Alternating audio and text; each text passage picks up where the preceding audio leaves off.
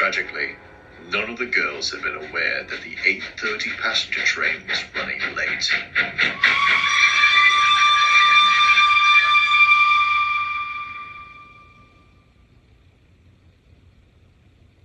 When Akane's body was found, it was a gruesome sight.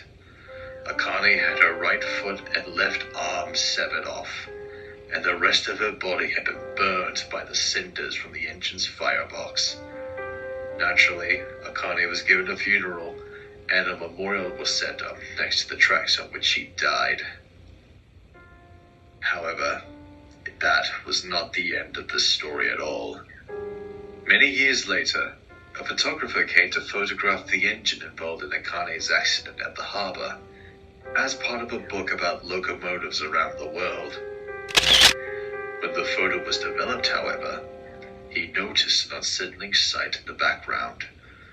The figure of a girl in a green kimono, with its bottom half stained in blood, seemingly no left arm, and her face black to the point that her features were impossible to make out.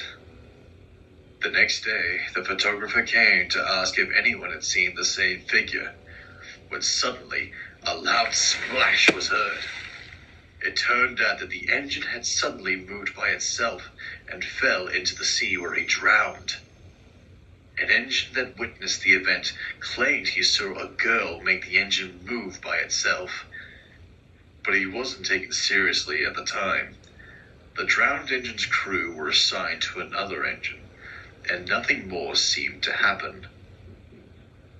Then one day, while pulling a train through the countryside, the crew's new engine inexplicably ran dry and exploded, killing both crewmen. However, their deaths and their old engine were dismissed as coincidence. One day, though, it would all come together. A passenger train was running down a straight piece of track when, all of a sudden, it derailed out of the blue. No one was able to find an answer. That is, until a survivor mentioned peering out of the window and seeing a girl in a green kimono facing the train head-on seconds before the derailment. Then, an engine derailed, leaving a rail yard in Nagoya, and a worker claimed he saw the same figure too. Everyone knows the full truth nowadays. It seemed that the more disastrous an accident Akane causes, the wider across the world she can go. She's been seen all across the Far East, and has been seen in India, Australia, and the Middle East, taking her anger out on the machines that she associated with her untimely death, and in turn, the people who operate them. Whether it's something as simple as a derailment or a fatal wreck, any sort of damage is all that's needed to extend her reign of terror. The worst part for us?